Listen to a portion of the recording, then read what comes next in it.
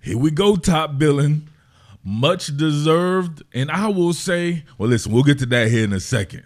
Your man at Georgia, Coach Kirby Smart, has agreed to a new 10-year, $112.5 million extension, according to Chris Lowe up at ESPN. Now, in my opinion, he should be the highest paid coach in the country for the simple fact that he came, he saw, and he conquered. He did exactly what he said he was going to do, playing the exact brand of football he said he was going to do. You know how many teams I've covered where guys come in and they make these promises and they end up being empty promises? They don't run the type of offense that they said they were going to run. They don't recruit like they said they were going to recruit. You don't have this problem with this cat. No. At one particular point in time, like, this is how gangster I am with mine. I don't operate with preconceived notions. I once said that I believe the hacker, Dan Mullen, to be a better coach than Coach Smart, especially out there on the field. However, just overall period, because I believe that he was doing more with less. Now, I still believe Dan Mullen to be a hell of a coach, however it went down with Florida. But you have to say that Coach Smart, man, he just took it to another level, and he did it his way. Look at the quarterback that he won with, right? Only me and him believed in that quarterback. The quarterback probably didn't believe in himself because the fans were up there destroying this cat. That man won with the exact type of quarterback that he probably wanted to win with, because then it shows his coaching ability, right? It's not about having some otherworldly talent. It's about having a team, a conglomerate. And he built that along the line of scrimmage. He said they're going to dominate the line of scrimmage. Who dominates the line of scrimmage better than Georgia? Maybe some dominates it as well as Georgia, but nobody better than Georgia.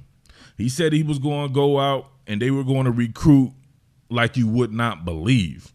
I don't have to go through the recruiting numbers. We know that they average a top 3 class, I would imagine, every season with multiple number 1 classes. People were saying that they were a sleeping giant. Well, they're obviously not sleep anymore. Matter of fact, they are putting people to sleep with that physical play. So at $11.25 million, I believe that's actually a bargain. In business, you want to pay somebody for what they are going to do in the future, not necessarily what they've done in the past. It can be a combination of the both, but you would say that his future at his age is still extremely bright. He's just getting started. He just laid the blueprint that he can forever follow, right? He can forever follow that blueprint, especially over the life of a 10-year contract, and they will be contenders from here on out. They were already contenders before. So, man, if you think about that, look at this right here. Obviously, recruiting is going to keep this man going, as he will always have some of the best classes. And the fact that they recruit Florida so well, you can say that he's the king of the 305 and all that we joke about, along with being in a hotbed like Georgia. I just don't see that ending anytime soon. So I was looking at these guys right here. Obviously, I don't count people's money. I don't even pay attention to this contract shit, to be honest with you. I did not know Lincoln Riley was the highest paid coach in college football. And is Lincoln Riley anywhere in the stratosphere of Kirby Smart right now as far as the production or the results? He's a great coach. Don't get me wrong. He's a great X's and O's guy. He plays a really good brand of offensive football, developing quarterbacks and all that. But no, I don't think he's just 1 million difference than a Coach Smart, man. That's why I said 15 million. A Coach Saban, of course, yeah, you pay him whatever Coach Smart's getting, but his time is short, if you ask me. Coach Smart, 10 years, he'll have another contract after that. We won't see Nick Saban with a 10-year contract. So that's what I'm saying there. Like Brian Kelly, he definitely deserves to be paid at a place like LSU. Mel Tucker, they're taking a big risk with that right there. But from what they've seen, at least this last year, $9.5 million per year, not that bad. Ryan Day as well. All these guys to me are kind of in the same boat. Jimbo Fisher, though, we got to see where he goes. He could definitely be a Kirby Smart. He might end up being that. It's going to get tougher, obviously, in the SEC with some of these guys coming in with these new schools. It's already tough to begin with there. The Jimbo Fisher can take that next leap. He's definitely in the same vein as a Coach Smart. But Coach Smart definitely should be the highest paid coach in the NFL. He should be the highest paid coach in college, and one of them in the NFL if he were to go to the NFL. But I love what that man is doing. I love that brand of football there, and he's doing his thing just the way he wanted. All right, before I get out of here, this has been called to my attention. I did not know about Kirby Smart saying this right here about NIL. Now, if you know anything about me, you know I'm a complicated cat. I have a million different thoughts or a million different standpoints or viewpoints that you probably wouldn't think I would have. That's just the way it is. That's just my makeup here. I hate NIL. I hate hearing about this shit. Like I said before, I don't like being in another man's pockets. I don't like people being in my pockets and shit like that. NIL is annoying as fuck. NIL makes me just want to cover professional football, to be honest with you. I'm tired of hearing about this shit.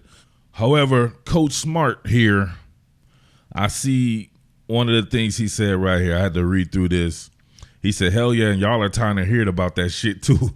Right? I can believe it there. It's unfortunate that it slid the way it did because I was one of the biggest advocates that the name, image, and likeness rule needed to be in place. Look, it's not for everybody. Everybody's not going to make the same amount of money off of it. You're going to have different pay scales for different guys. I can accept that. What I can't accept is some young man getting $10,000 a month for 4 years or 3 years of college football. That's $120K a year. What do you think he's doing with that? Is that actually going to make him more successful in life? Because I promise you, if you handed me $10K a month my freshman year of college, I probably wouldn't be where I am today. I believe that. And obviously he said this prior to his big contract extension there. So anybody dumb enough to equate this with what he said with the NIL is just a complete moron. He's not a kid. He's already worked and sacrificed and worked. Now he's at the end of the rainbow, right? Pause. Got to pause that. He's now all of his stuff's come to fruition, right, from working there.